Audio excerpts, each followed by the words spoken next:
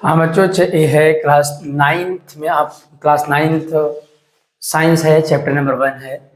इसमें कुछ important question मैंने लिखा है। जो इंपॉर्टेंट क्वेश्चन आपके annual exam, half yearly exam और खास करके अगर इस चैप्टर आपने पढ़ा है, अगर इन सब के बारे में आप नहीं जानते हैं, इसका मतलब आपकी पढ़ाई अच्छी नहीं चल रही है। आइए बच्चों देख लेते हैं। कुछ मैंने इंपॉर्टेंट क्वेश्चन आपको लिखा है, मैं बता देता हूँ।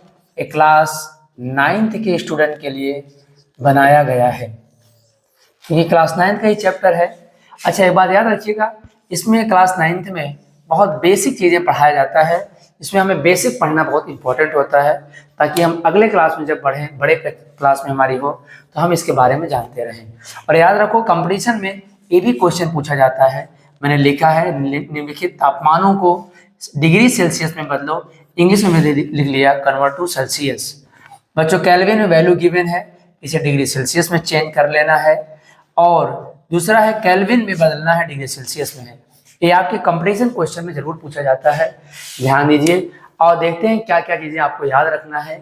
अगर आपको ये चैप्टर पढ़ाया गया है, इस क्वेश्चन को जानना, समझना और याद रखना बहुत इंपॉर्टेंट है। आइए बच्चों देखते हैं। पहला क्वेश्चन है, पदार्थ किसे कहते हैं। दूसरा क्वेश्चन है, पदार्थ की अवस्थाएं कितनी होती हैं। और आपको एक होता है, वाष्पीकरण किसे कहते हैं। ये आपको इसमें मैंने क्वेश्चन और लिख दिया है, किसे कहते हैं, वेपराइज बोलते हैं इंग्लिश में। ठीक है। अगला है बच्चों, इन जो अवस्थाएं हैं, ठोस अवस्था है, द्रव और गैस अवस्था होती है। इनकी प्रॉपर्टी आप बताइए, यानी इनके गुण क्या है।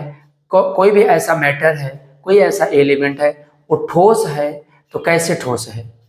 अगर वह गैस है तो क्या उसमें क्या प्रॉब्लम। जैसे आप जानते हैं, अगर कोई भी मैटर, कोई भी पदार्थ अगर ठोस है, उसके आयतन, उसके आकार क्या होंगे, सब निश्चित होते हैं। ठीक है बच्चों, इसलिए ऐसे ही आपको याद रखना है। ठोस, द्रव, गैस, जिसे बताया जाता है, इसके कण जो होते हैं आपस में बहुत कलेक्टिव होते हैं, यानी बहुत आपस में आकर्षण से बंधे हुए, बहुत अच्छे से बंधे होते हैं। द्रव जो होता है, इनके जो कण होते हैं, इनके जो पार्टिकल्स होते हैं बच्चों, इसका मतलब उसमें कुछ आपस में जो आकर्षणपन होता है, यानी जो आपस में बॉन्डिंग बनाते हैं, कम बना पाते हैं कंपैरिजन टू सॉलिड। और याद रखो बच्चों, गैस अवस्था है, गैस अवस्था जो होती है, ना तो इसमें आयतन निश्चित होता है, ना तो वॉल्यूम डिफरेंट होता है, ना तो आपका साइज ही डिफरेंट होता है। सब क्या होते हैं बच्चों, अनिश्चित होता है। ऐसी जो भी अवस्थाएं आती है, उन्हें ठोस अवस्था, द्रव और गैस अवस्था कही जाती है। ठोस अवस्था में कुछ आपको एग्जाम्पल देना है, द्रव में कुछ एग्जाम्पल देना है, गैस में जैसे द्रव में आपका वाटर हो जाता है, मिल्क ऑयल होता है।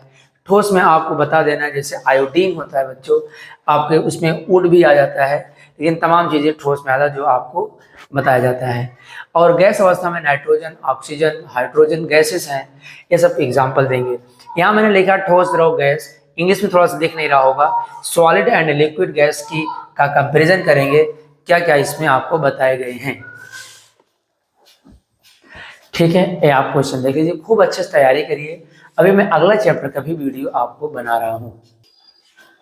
और अगर यदि आपको सेल्सियस में बदलना सीखना है, केल्विन बदलना सीखना है बच्चों, अब हमारे पार्ट 1, पार्ट 2 करके मैंने एक वीडियो बनाया है, उसमें जाकर के आप तापमान सेल्सियस को कैसे केल्विन बदलना है, और सेल्सियस को कैसे आपको केल्विन में बदलना है, सॉरी, सेल्सियस को केल्विन को सेल्सियस में बदलना कैसे सीखना है, और डिग्री सेल्सियस को केल्विन में कैसे बदलेंगे, मैंने पार्ट 1, पार्ट 2 करके उसमें मैंने खूब अच्छे समझाया है। वहाँ आप जाकर के अच्छे से देख सकेंगे। और यहाँ तक कि फ़ारेनहाइट को डिग्री सेल्सियस में कैसे बदलना है, इसका भी मैंने एक वीडियो बना रखा है, आप वहाँ जाकर देखिए, आपको जरूर समझ में आएगा। आइए बच्चों, हम देखते हैं अब चैप्टर नंबर 2 में कौन कौन से इंपॉर्टेंट क्वेश्चन हैं, उन्हें भी हम तैयार रखें। इस तरह से हम आपको पूरे साइंस में बताते रहेंगे। देखिए बच्चों, ये चैप्टर नंबर 2 है। अगर आपके विद्यालय में चैप्टर नंबर 2 क्लास 9th में अगर पढ़ाया जाता है बच्चों, इसमें कुछ मैंने इंपॉर्टेंट क्वेश्चन लिखा है, जिसे आप अच्छे से तैयारी कर रखें। इसी हिसाब से चैप्टर नंबर 1 में मैंने इंपॉर्टेंट बताया, और चैप्टर नंबर 2 में इंपॉर्टेंट लिख दिया है। इसी प्रकार चैप्टर नंबर 3, 4, 5, 6 जितने भी हैं, केमिस्ट्री, फिजिक्स, बायोलॉजी में हम हमेशा आपको हर इंपॉर्टेंट बताते रहेंगे। अगर आप इस सब क्वेश्चन इंपॉर्टेंट रखेंगे, किसी भी विद्यालय की स्टूडेंट होंगे, आप किसी भी कोचिंग से संस्था से जुड़े होंगे, अगर आपके टीचर्स ये सब आपको पढ़ा रहे हैं, इसका मतलब इम्पॉर्टेंट है, उसको आप बहुत अच्छे से ध्यान देते रहिए। क्योंकि मेरा ये है, मेरा गाइडलाइन है आपके लिए कि आप जो है अच्छे से इसको तैयारी करते रहिए। अगर आपने क्लास 9th में सब चीज़ें सीख लिया है, तो अगर क्लास 10th में जाएंगे, क्लास 11th 12th में जाएंगे, सारी चीज़ें मिलेगी, तब आपको कोई कन्फ्यूजन नहीं होगा। क्योंकि लोग बताते हैं कि साइंस में बहुत कन्फ्यूजन होता है, क्योंकि आपने बेसिक चीज़ें नहीं पढ़ी है, इसलिए प्रॉब्लम होता रहता है। और बच्चों देख लेते हैं, पहला मैंने लिखा है क्वेश्चन नंबर 1, मिश्रण क्या है। मिश्रण को बच्चों क्या बोलते हैं इंग्लिश में? मिक्सचर बोल देते हैं। क्या बोलते हैं बच्चों? मिक्सचर बोल देते हैं। इसलिए आप मिक्सचर पढ़ेंगे इसको, ठीक है, याद रखेंगे, मिक्सचर आपको याद रखना है। और नेक्स्ट जैसे आप पढ़ेंगे मिश्रण। मिश्रण क्या होता है, ध्यान सुनना, मैं मिश्रण के बारे में बता देता हूँ। बच्चों मिक्सचर क्या होता है, जब आप किसी भी क्या बोलते हैं, किसी भी पदार्थ को यानी सब्सटेंस को 2 और मोर यानी 2 या 2 से अधिक किसी भी यौगिक कंपाउंड को आप क्या बोलते हैं, पदार्थों को जब जो मिला देते हैं, मिलाने के बाद जो आपका मिश्रण बनता है, उसे हम लोग कहते हैं मिश्रण कहते हैं, मिक्सचर कहते हैं। यानी कि मिक्सचर जो होता है, जब किसी भी चीज़ को आप मिला देते हैं, मिलाने के बाद जो भी हमारा मिश्रण, जो भी हमारा यौगिक कंपाउंड बनता है, उसे हम लोग मिश्रण कहते हैं। जैसे बच्चों मिश्रण 2 प्रकार का होता है, एक होता है समांगी मिश्रण, एक होता है विषमांगी मिश्रण। यानी एक होता है बच्चों आपका जिसे समांगी मिश्रण बोलते हैं, होमोजीनियस मिक्सचर होता है। एक नेक्स्ट आपका होता है हेट्रोजीनियस मिक्सचर होता है, जिसे हम लोग विषमांगी मिश्रण कहते हैं। याद रखो, दूसरा टॉपिक हमारा होता है बच्चों विलयन। थोड़ा गर्मी है यार, पसीना लग रहा है, कोई बात नहीं, लेकिन मैं आपको तो पढ़ा रहा हूँ। यहाँ आपको मैंने बताया बच्चों, दूसरा होता है विलयन। विलयन क्या होता है, याद रखो, मिश्रण और विलयन में एक बहुत इंपॉर्टेंट डिफरेंट ये है कि मिक्सचर में तुम कुछ, मिश्रण में कुछ भी मिला सकते हो, मिश्रण कहा जाएगा कोई कंपाउंड को। लेकिन विलयन अगर तुम्हें कोई चीज़ मिलाना है, तो जितने दुनिया के अंदर, वर्ल्ड के अंदर जो जितनी चीज़ें हैं, अगर तुम सब कुछ मिला दोगे तो वो सोल्यूशन नहीं बनेगा, यानी मिश्रण बन जाएगा। क्योंकि मिश्रण में 2 टॉपिक होता है, एक आपका होता है बच्चों समांगी मिश्रण, एक होता है आपका समांगी मिश्रण, और दूसरा होता है बच्चों आपका विषमांगी मिश्रण।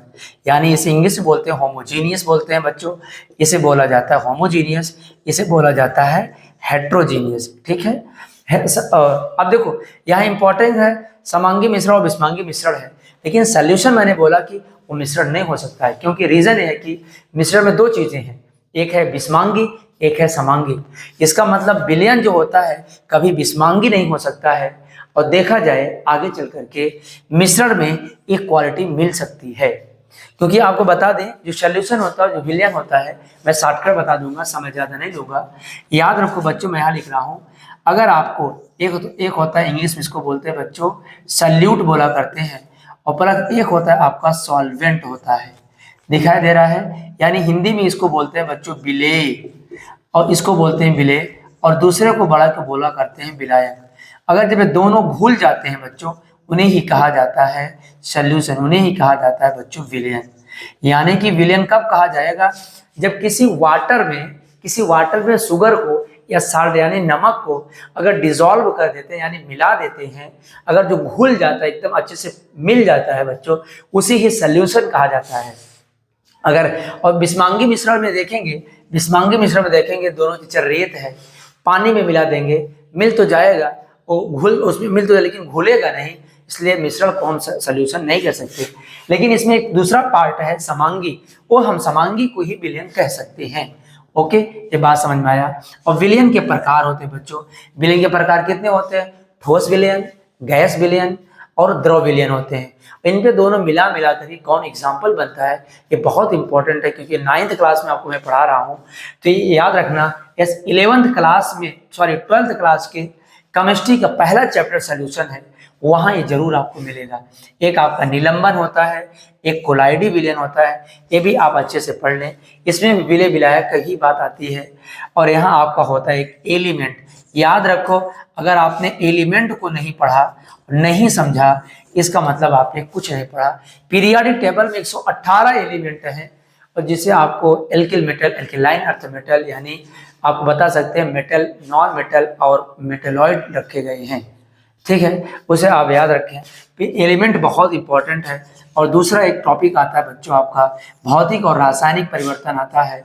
अगर आपके विद्यालय में, आपके स्कूल में भौतिक परिवर्तन एवं रासायनिक परिवर्तन बताया जाता है बहुत अच्छा है। भौतिक परिवर्तन तुम्हें इतना आसान हिंट दे देते हैं।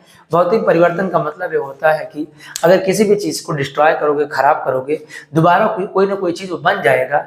लेकिन अगर रासायनिक परिवर्तन अगर किसी चीज़ में हो जाती है तो दोबारा नहीं बनती है। जैसे एग्जाम्पल अगर बता दें बच्चों, भौतिक परिवर्तन में हम वाटर को लेते हैं, जल को लेते हैं। जल से हम क्या बना सकते हैं? बर्फ बना सकते हैं। बर्फ से क्या बना सकते हैं हम? गैस, मतलब कि गैस बना, वेपराइज करके गैस बना सकते हैं। और गैस से हम लोग क्या बना, फिर वह जल बना सकते हैं, दोबारा हम उसे बना सकते हैं। लेकिन केमिकल में जैसे हम मोमबत्ती को जलाते हैं, वो जल के खत्म हो जाएगा। जैसे हम सांस लेते हैं, श्वसन क्रिया जो होता है हमारा, ये आपका रासायनिक परिवर्तन होगा। शायद हमको लगता है आपको समझ बातें आ रही होगी। और इसके साथ साथ आपको एक कॉपी में यहाँ लिखा गया बच्चों, एक यौगिक है, कंपाउंड है, इसे आप अच्छे से तैयार कर लें। यौगिक भी बहुत अच्छी चीज़ होती है। यौगिक क्या होता है, कंपाउंड क्या होता है, इसे आप इसे NaCl है, H2O है, सोडियम कार्बोनेट है, सोडियम बाइकार्बोनेट है, सब बच्चे आपको क्या होते हैं? यौगिक होते हैं। ये क्लास 9th में मैंने जो इंपॉर्टेंट इस चैप्टर में था, लगभग मैंने प्रयास किया है, वो मैंने आपको क्वेश्चन बताया है। अगले अगले टर्म में आपको चैप्टर नंबर 3 में क्या इंपॉर्टेंट है वो आप देख सकेंगे। बात समझ में आया?